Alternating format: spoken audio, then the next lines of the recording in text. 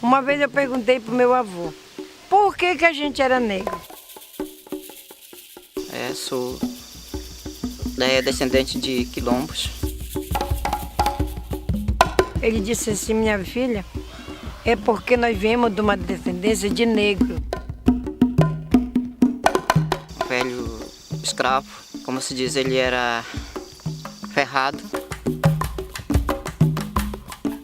Porque o meu avô, ele não veio da África, meu avô nasceu aqui dentro do Matupiri. Só que a gente não ligava para isso, por causa que não tinha uma pessoa para tomasse uma iniciativa para dizer assim que a gente era remanescente, né?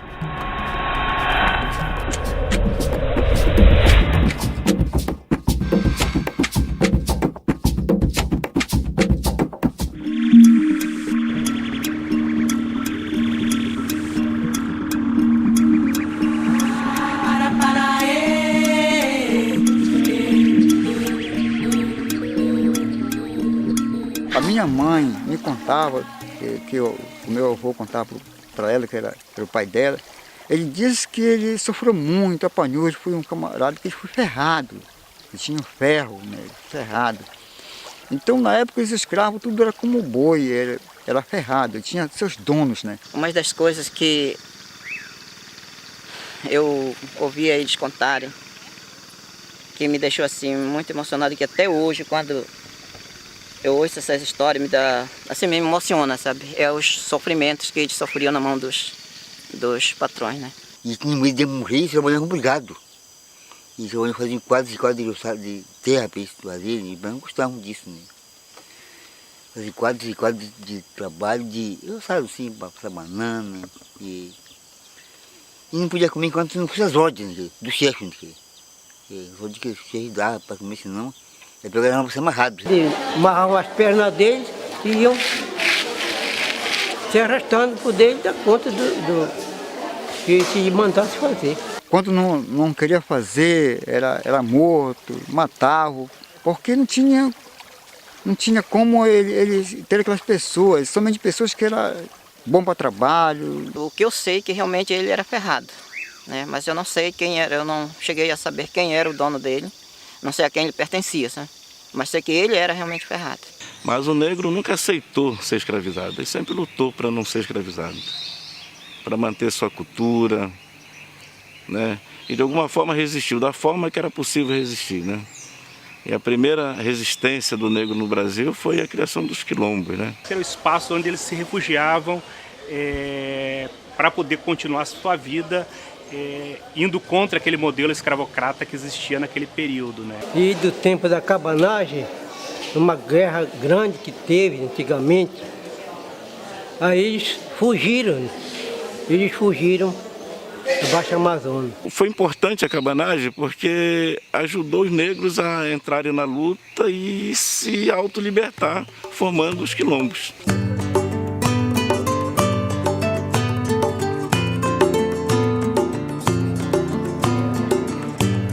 Meu pai me contava do tempo que eles fugiram, e eram tudo novo, eram rapazes que eles fugiram. Fugiu meu pai, meu avô, e meu avô Pedro Marinho, meu avô Chico Rodrigues. Uma barca que é de fora, serviço, uma barca para trabalhar, que os índios não gostam de trabalhar quase, não dão conta de trabalhar.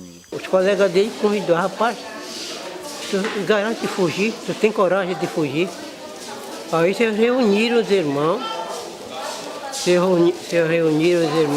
aí foi tempo da guerra que houve, e aproveitaram. Aproveitaram de fugir. E foram que fugiram e chegaram para cá. Quando ele pegou a liberdade dele, meu avô, aí veio embora para cá, para o Matupiri, onde ele se casou, ele achou muito bom trabalhar, liberto, né? Porque ele estava meio, acho que na época já estava saído da escravidade, mas para ele já é meio que estava ainda preso, né? Quando ele se liberou, ele achou que foi uma coisa muito boa. Naquela época que eles chegaram por aqui, não existia ninguém nessa região aqui. Nessa região do Matupiri, que onde já existia. Disse que era contadas as casas que tinha aqui nessa região. Disse que era tudo diferente mesmo, na época era tudo mato. Que aqui já tinham gente que morava também, né? E para a adaptação deles aqui foi rápido, porque eles pegavam a companhia, como bem quando ele se casou com a Dona Verônica, a Dona Jerônima, ela era uma índia. E os índios são muito ágeis assim, para pescaria, para caçada, né? Pois é, isso que eu acho que meu pai aprendeu com os índios, porque até ele aprendeu a fazer roça, ir para cá mais. Olha, meu pai sabia pescar. E tanto peixe, nós somos muito rarinhos. Na verdade, ele passou um pouco de dificuldade no começo de vida, né? Depois, certo tempo, ele foi se adaptando no ambiente, construiu, mas que ele contava que chegaram a passar fome, sim, na época. Não que não tivesse, porque ele não sabia procurar o peixe onde estava, a caça, não sabia fazer roça, ele não sabia tirar o sustento da família dele. Eu comia, mas era um negócio de verdura. Acho que eles comiam mais, era mais a verdura. Negócio de comida assim, quase não comia. Ele sempre dizia para mim que era muito, estava muito feliz do que ele estava se vivendo liberto, essa liberdade que tinha, ele trabalhava, se desse para trabalhar bem, se também não desse, não ia trabalhar. E ele disse, como é muito bom de ter a liberdade da gente. E esse meu avô chegou aqui no Rio Andirá, e aqui ele achou um refúgio, onde ele casou com a Dona Jerônima, era uma índia, e formou uma família aqui. Aqui ele encontrou paz, mas mesmo assim eles tinham muito medo. Quando vinha uma lancha, por exemplo, né, dizia assim, meu filho, isso é bom tu se esconder, né? Aí a gente ia até para o mato, se esconder, porque a gente não tinha, pensando que tinha o pega-pega, chamar, não sei se isso aqui existia na época.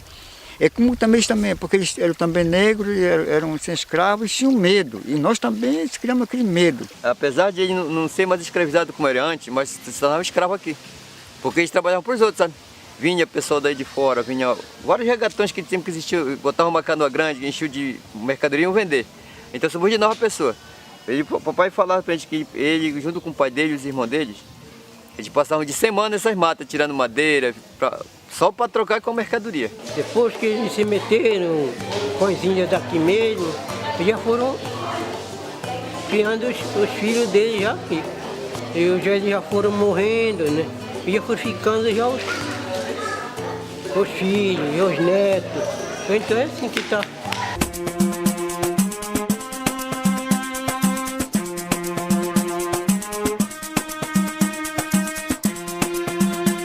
Essa é uma história interessante, porque eu tenho um primo chamado Adel.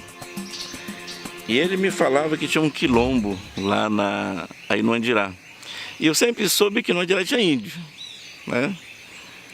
Eu nunca levei muito ele a sério, né? Porque de repente eu achava que era uma família de negros que tinha lá e daí achava que era um quilombola, acharam o nome bonito e nunca levei a sério, eu nunca fui visitar. E depois eu vim para cá e fiz o meu mestrado com 3 comunidades do Rio Andirá, que foi Freguesia do Andirá, Piraí e Matupiri. Naquele momento, Matupiri sequer ouvia-se falar em quilombola. Nós vivíamos aqui num lugar escuro, ninguém sabia quem era, né? E a gente vivia aqui, ninguém sabia se lá fora tinha alguém que pudesse conhecer a gente, valorizar a gente, né? Acho que uns 2 meses depois eu fui lá na comunidade Trindade, a primeira comunidade que eu visitei. E fui comunicada já em 2010 de um movimento quilombola no Rio Andirá. Depois foi em São Pedro, fui no Matupiri, né? Comecei realmente uma relação com eles, né? Conheci, vi que as comunidades lá já tinham pouca terra, né? Aquelas terras que eram deles, né? Tudo já estava dominado por fazendeiros, né? Em todos os processos que eu trabalhei de regularização fundiária de território quilombola, há sempre no início uma tentativa de desmobilização dessas comunidades, né?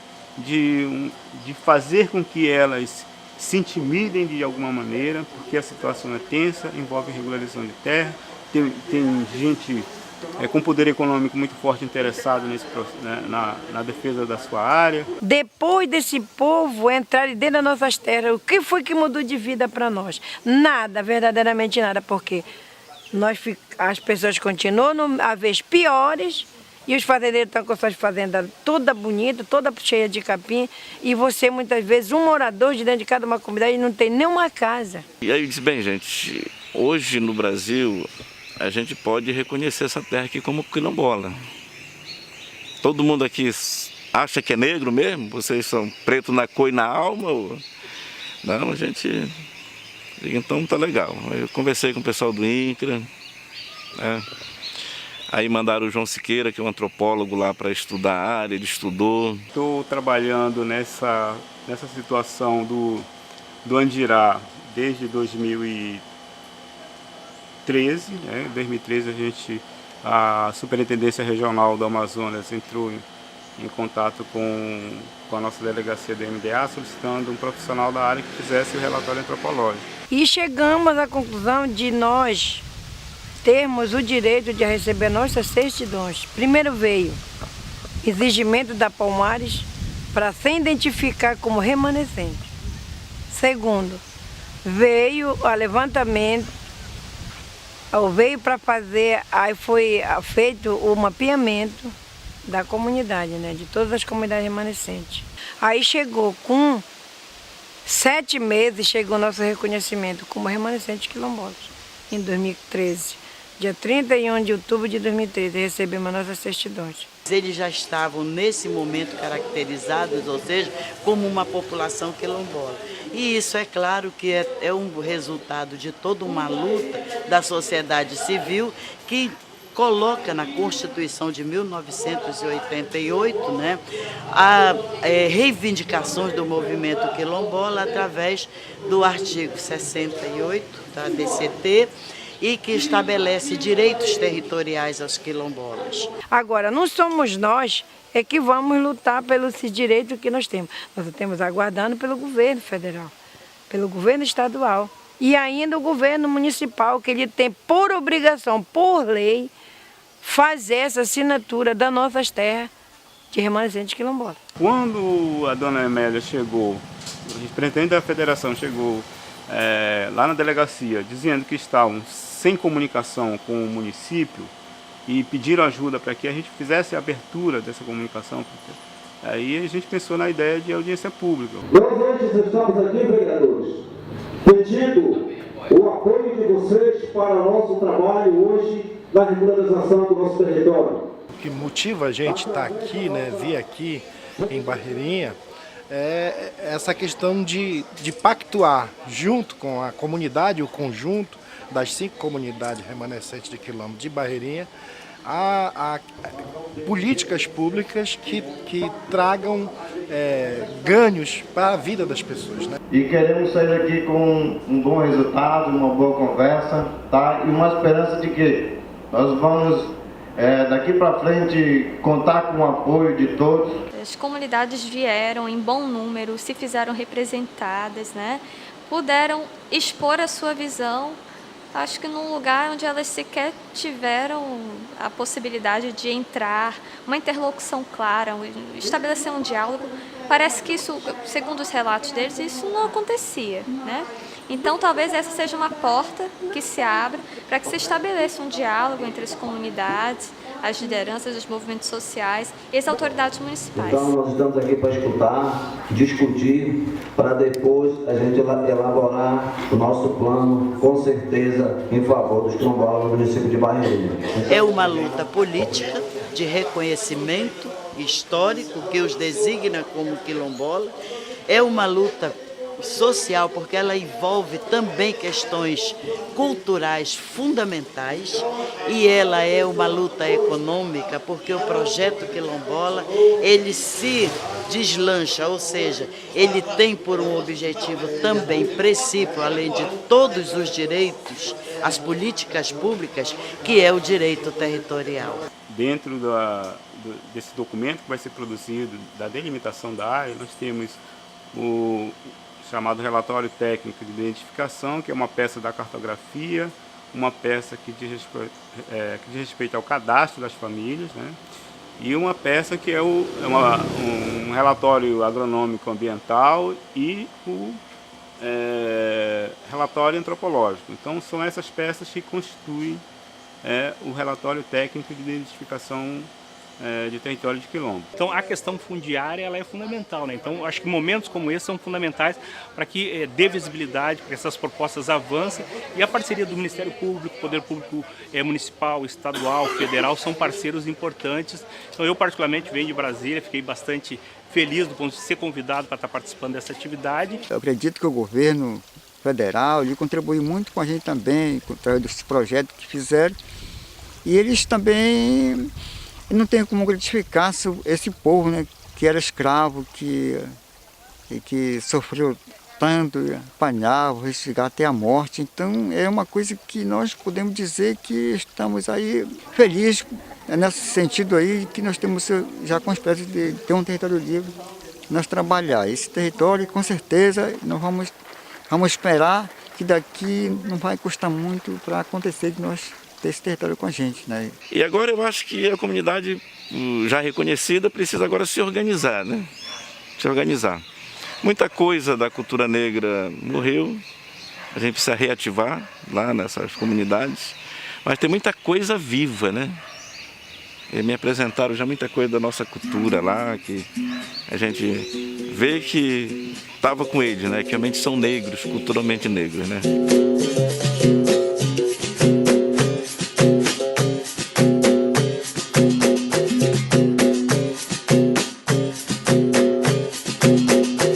O papai contava que antigamente eles dançavam muito. Era dançar e comer, e rezar. Terminavam de rezar, embrulhavam um santo, botava a música para... Porque antigamente tinha os tocadores de flauta, tinha os tocadores de cavaquinho. Tinha um gajado, né, que eles tinha os tamboretes, que eles sempre saíam para fazer a festa e a brincadeira do tempo da festa deles. Inclusive, lá na comunidade de Santa Teresa era um centro onde eles faziam festa anual ali. E não somente lá, mas a redondeza toda eles faziam festa, e essas festas eram voltadas a esse tipo de cultura. As danças folclóricas que nós temos aqui na comunidade, temos o Jassanã, né, que era a dança, era uma dança da garcinha também. Aí tínhamos a dança do gambá também. A dança do gambá, eles pegavam e tinha uma assim que eles faziam assim, a dança para cá, para cá. E tinha assim, o tamborinho assim, para a dama, e rodavam assim, rodavam para cá, rodavam para ali, rodavam para cá, e assim para cá. E aí nós ficamos espinhados quando estava com espinhados para isso, por ele. Gambá é um tambor, né? É uma dança interessante. Tem a dança dos santos, São Benedito, um santo querido dos negros, né? Tem a questão da capoeira, né? A capoeira é viva lá. Caiu na terra, assim, botamos o pé para cima, né? Para ali, para cá, para ali. Aquele manejo, e dança. Tinha uma maneira assim, para ali, para cá, para ali, para cá, para ali. Caiu embaixo. Tinha uma negócio fazendo para cá, fazendo para ali, né? Tinha uma briga, né? Quase. E assim, eu era bonito, nega, bonito. Eu achei que era muito bom se defender. Até de uma coisa que tem meio de bem, né?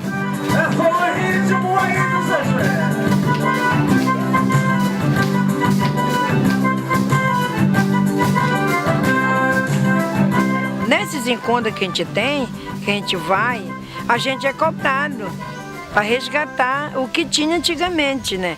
A dança do London. Mamãe tinha um negócio que nunca dizia assim, tinha uma cara London. Eu não sabia como a dança que era assim, né? Vamos para cá embaixo, não sei como fazer uma assim, aqui, fazer uma assim, fazer aqui, assim, negócio. Aqui no carro, aqui, não de reto. Aí, assim, é um jogo de dança disso. Eles contavam que tinha a dança do gambá, essa dança de pega. Isso foi uma criatividade deles de há muito tempo. Tempo que eles vieram dos nossos ancestrais.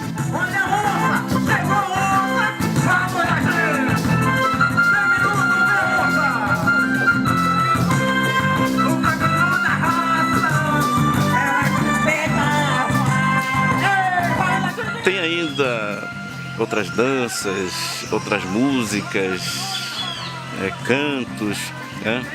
Agora, a gente precisa reavivar isso, trabalhar, porque você vê muito isso sendo feito pelos mais antigos, né? A juventude precisa aprender e gostar disso. Isso aí eu quero que nunca acabe com isso aí.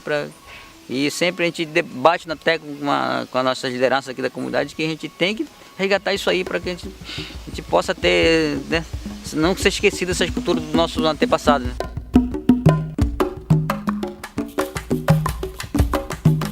Às vezes a gente ainda sofre aquela discriminação, né? De pessoas dizer, porque tem um linguajar aqui que é de preto, né? Aqui o povo não chama negro, é preto. Ah, porque tu é preto. Eu tenho orgulho de ser. Que o povo antigamente só conhecia o povo do Matupiri como preto do Matupiri. Vamos na comunidade dos pretos do Matupiri. É assim que era tratado a nossa comunidade, o nosso povo de antigamente. E às vezes quando a gente chega até um certo ponto e diz, bom, eu sou negro, mas a minha cor não vai passar para outra pessoa e eu me orgulho por ser dessa forma. O Brasil é um país que tenta mascarar o racismo, mas a gente sabe que é um país extremamente racista. Muitas pessoas que são remanescentes legítimos, eles vivem, no dia a dia de hoje, eles vivem oprimidos, gente. Porque olha, o que aconteceu? Os nossos pais não são meio como de todos. Eles eram analfabetos, o que o cara falasse seria. Negro no país já foi assim e ainda é. Sempre serviu só para mão de obra. A gente quer que essas comunidades tenham visibilidade, né? Gozem de respeito, do mesmo respeito que os outros cidadãos. E aí a gente entra na questão do respeito, da diferença racial, do preconceito e diversos outros pontos que a gente tenta combater. Me deixou feliz, foi a descoberta que foi feita, né? Saber que nós hoje somos remanescentes, ou descendentes desse povo aí, e que hoje somos reconhecidos e que nós não temos mais o direito de passar como eles passaram no passado. Com o reconhecimento que somos quilombolas, a gente abre uma janela do mundo, né? Pra gente chegar lá onde a gente pensa. É muito importante. Eu não penso, não digo eu, mas penso meus filhos, meus netos, daqui a muito tempo virão, né? Para ter uma segurança e ter um lugar mais na frente. Porque só assim que eu penso que vai melhorar a nossa vida.